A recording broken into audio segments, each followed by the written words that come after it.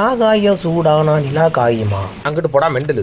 என்னைய வாடா தள்ளி விடுறீங்க. இப்போ எப்படி போய் படிக்கிறேன்னு பாருங்கடா. டே இங்கே வாடா. அண்ணா சொல்லுங்கண்ணா. ஏதோ சத்தம் போட்ட மாதிரி இருந்துச்சு. ஒன்றும் இல்லைண்ணா அவ்வளோண்ணா. ஆகாயம் சூடானா நிலா காயுமா? இப்படிலாம் பண்ணிங்கன்னா யாரும் இது பண்ண மாட்டாங்க. இந்த பக்கம் வந்து எனக்கு கொஞ்சம் ஹெல்ப் பண்ணுறீங்களா? நான் படித்த பாட்டா நிலாவை கேட்டுருச்சா? யார் இந்த நிலா? எங்கே இருக்காங்க? ஓ, இந்த இருக்கீங்களா? ஹாய். எப்போவுமே அவங்க என் தோட்டத்துக்கு ஏத்தாப்புலன்னு இந்த 3 பேரும் எனக்கு எப்பவும் பிரச்சனை கொடுத்துட்டே இருக்கிறாங்க. எனக்கு கொஞ்சம் ஹெல்ப் பண்ண முடியுமா? கண்டிப்பாக நான் பண்ணுறேன், ஒன்றும் பிரச்சனை இல்லைங்க.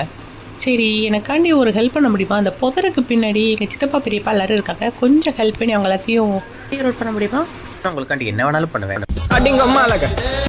எத்தனை கிளப்பி விட்ருக்கா? எத்தனை மோசமான சாம்பிஸாக இருக்குதுடா. பொறா எல்லாத்தையும் பொறா. ஐயோ என்னை உயிரோட கொண்டுறேன் போல இருக்கே. இப்போ அந்த ஆப்பு வச்ச மகாராணி கொஞ்ச நேரத்தில் குழி தோண்டி புதைச்சிருப்பா. எங்கே போனா? என்ன லெட்டர் போட்டு போயிருக்கா? ஐயோ, லெட்டர் போட்டு போன பிள்ளை எங்கே போச்சா ஏதாச்சும் தெரியாமல் அந்த பிள்ளையோட கால் தடத்தையே ஃபாலோ பண்ணி போனால் கூடயே ஏதோ எக்ஸ்ட்ரா கால் தடம் வேறு இருக்குது. ஏதோ மிருகத்தோட கால் தடம் மாதிரி இருக்குது. சரி, இந்த பிள்ளைக்கு ஏதாச்சும்னு பார்த்தா இன்னும் எக்ஸ்ட்ரா 4-5 பேரோட கால் தடம் இருக்குது. யாராக இருக்கும் அப்படின்னு வேகமாக விரட்டி எல்லா பக்கமும் தேடி அந்த பிள்ளையை போய் பார்த்தா அங்கே 3 பேர் இருந்து அந்த பிள்ளையை கூறு போட்டுட்டு இருக்காங்க. யாராச்சும் காப்பாத்துங்க. காப்பாத்துங்கன்னு சொல்கிற பிள்ளைகிட்ட நேருக்கு போய் சண்டை போட முடியும். 3 பேர் வேறு. அதான் மரத்துக்கு பின்னாடி இருந்து ஒளிஞ்சு வேடிக்கை பார்த்துட்டு அப்புறமா போய் சண்டை போடுவோம் அப்படின்னு காத்துட்டு இருந்தேன். பார்த்தோன்னே அவங்களுக்கு என்ன முடிஞ்சோ தெரியல. ஏன் மூஞ்சில் சராமரியை சுட ஆரம்பிச்சிட்டானுங்க. நான் விடலையே தடப்படன்னு போட்டு பாமரம் போட்டு அவ்வளோத்தையும் கொண்டு தள்ளிட்டேன். என்னை காப்பாற்றினதுக்கு ரொம்ப நன்றி.